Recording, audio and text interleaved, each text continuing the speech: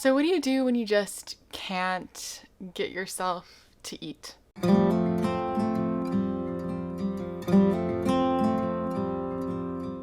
Welcome back to my channel. My name is Kristi. Thanks for clicking on this video. Before we get any further, I just want to say trigger warning. We're going to be talking about eating disorders, but specifically about restrictive eating disorders and anorexia. And I'm going to talk about some of the challenges I've had in the last week or two of just feeling like I can't eat. And I'm going to be talking about meals and meal sizes. So it's going to be more of a triggering video probably than usual. So if any of that talk, eating disorders or restriction specifically triggers you, just go ahead and click away now. But if this is content that you like, definitely give this video a thumbs up and subscribe because that really supports my channel. The last couple of weeks have been kind of difficult for me. For one, last week I was in Florida of all places for a work conference. So during this time I was just extremely busy and I was running around like a chicken with its head cut off every day. It was just exhausting. And during this time I also found out that our beautiful dog, Lizzie, had been hit by a car and killed. So there was the stress of just running around like crazy and then the emotional stress of realizing that our beautiful dog had just been killed. It was a struggle to just make it through that week. So that was last week. And I got back to my home in Tennessee on Saturday night, and Sunday I was hanging out with someone and this person said some really extremely hurtful things to me. I realized they didn't mean to be hurtful, but it was extremely hurtful. I honestly kind of fell into this deep hole, a bit of a downward spiral, specifically from Sunday evening, the incident that happened then. It was almost like I'd been punched in the gut, and it didn't help that the previous week had been just really hectic and crazy and emotional and exhausting. But all that is to say, by Sunday night, I was starting down this dark spiral, and my eating disorder loves dark spirals. It's the time that I'm most vulnerable and therefore the time that it's hardest to combat my eating disorder. So this week has been a real struggle when it comes to my eating disorder, and specifically I've had very strong urges to restrict. So I went to bed Sunday night feeling like I'd been punched in the gut, and I felt physically sick. I was obviously emotionally drained at this point, but it played out in very physical symptoms. Like my stomach was really hurting. I'm not lying when I say it felt like I got punched in the gut. And I just remember feeling really sick to my stomach Sunday night. I woke up Monday feeling just physically and emotionally sick. My stomach was still hurting. I still, like, the thought of food was making me feel nauseous. My eating disorder was using what I was going through as an excuse not to eat. And the pain I was feeling, while it was completely valid, it still wasn't an excuse to not eat. Now, I realized that, and I realized that at the time, but I still struggled on Monday, and I didn't really end up eating that much food at all that whole day. I went to bed Monday night still feeling sick, woke up Tuesday still feeling just so down, depressed, hurt. I just was experiencing so many different emotions, and I still didn't want to eat. But I knew I could recognize this downward spiral into my eating disorder, and so I kind of forced myself to eat a little bit throughout the day. And Wednesday, by the evening, I was feeling better. I was feeling more emotionally stable, and still the morning it was a struggle. Morning and afternoon it was a struggle to eat, but by the evening I was able to sit down and have a full, good-sized meal. And today's Thursday, and I'm feeling a lot better, which I'm really thankful for.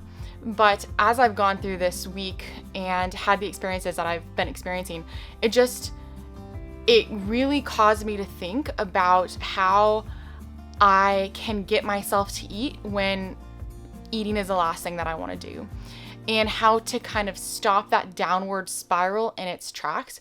So I made a list. I've just written some things down on my phone of things that have helped me this past week as I've really been struggling, especially with the restriction and the anorexia and those tendencies, which I know a lot of people struggle with. So hopefully this can be helpful. Before I get into those though, I just want to say, follow me on Instagram if you haven't yet. And I have really exciting news. I started a Facebook group, which I will put a link in the description below. It's a eating disorder recovery Facebook group. We already have some really cool people there, so definitely check it out, and it's going to be really interactive. You can post stuff, respond to other people. It's going to be really cool, so definitely join that. Link is in the description. But let's get into the tips, because that's why you're here. Number one is I gave myself grace. So I was going through a lot, and it could have been tempting to beat myself up over the fact that I was kind of falling back into old eating disorder habits and patterns. And it was tempting to be hard on myself and say, you know, how are you letting this happen? Like, why are you letting this happen? But I also recognized that I had just gone through a lot, and I was dealing with some serious hurt, and I needed to give myself grace. And so I did. I didn't beat myself up about my feelings and about, I guess you could call it like a minor slip up or a very short relapse into some old behaviors. And I just reminded myself that these moments and these times are just a normal part of recovery. Number 2, I put a name to my emotions, and this is actually a big stepping stone for me. I was telling this to one of my friends, you know, not even a year ago, I think the only emotion I felt was anger. I had so much anger in my life, and I had been told many times, I knew that anger was an umbrella emotion, meaning it's kind of like the emotion that people feel when they don't know what emotion they're feeling, I guess is the way I would describe it. And so I would always have people tell me, well, what emotion are you really feeling? And I'm like, I'm just angry. So I think that if this experience had happened a year or two ago or further back, I would have just felt angry. But I have since been really working on trying to name my emotions. So during this week, I try to be really aware of my emotions and put names to them. So I would just sit on my couch and say, okay, I'm feeling really hurt right now, or I'm feeling really sad right now. And I would just kind of let myself feel that rather than pushing them aside or just getting angry. And this is actually a big step in my personal journey. So I'm happy about that I can actually like name emotions other than anger right now. I did find that putting names to my emotions helped me process them and kind of sort through them quicker than if I didn't do that. Number 3, I sat with my emotions. So once I kind of figured out what I was feeling, I just sat on my couch or on my bed or at my desk, and I just sat there feeling hurt, or I sat there feeling sad or lonely, or I felt a deep sense of loss this week, not just because of our dog, obviously, but the things that were said to me. It just made me almost feel like this sense of loss that's hard to describe. And I felt a lot of hurt. And obviously it's not really pleasant to just sit with your emotions. Like, no one wants to just sit and feel miserable, but it was actually really helpful to sit here and just let the emotions come, and rather than fight them or try to distract myself, to just acknowledge them and say, yes, you're feeling hurt right now. That's totally justified. It's okay. You are allowed to feel hurt. So at this point, you might be thinking, why are you talking about emotions? We're supposed to be talking about how you can get yourself to eat. And I'm doing this intentionally. Eating disorders have two very important aspects, right? There's the mental side of it, and then there's the very physical side of it. And the two go hand in hand. So I think it's important to deal with both.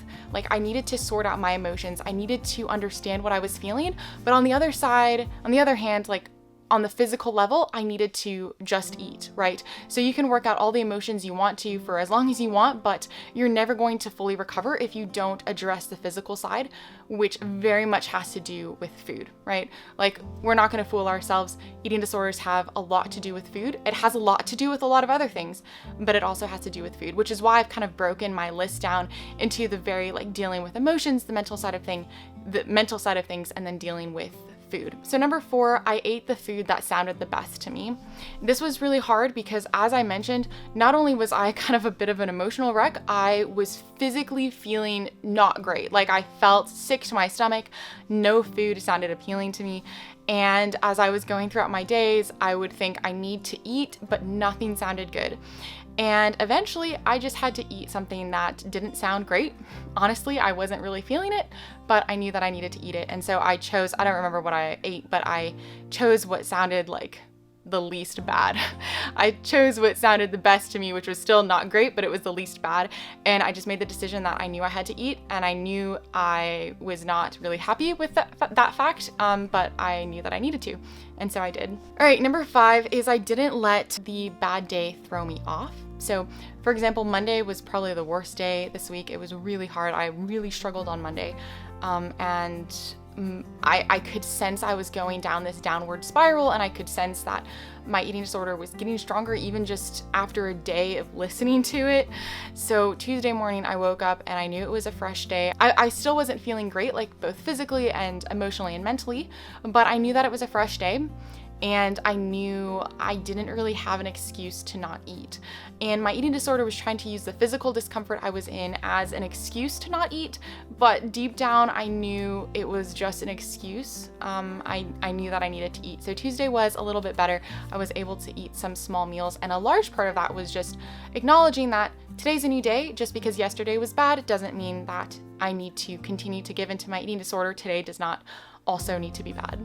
Number 6 is plan ahead. So it can be really hard when you're in this spiral or you're in this mindset of if nothing sounds good, you don't want to eat, to just kind of throw up your hands and say, I have nothing.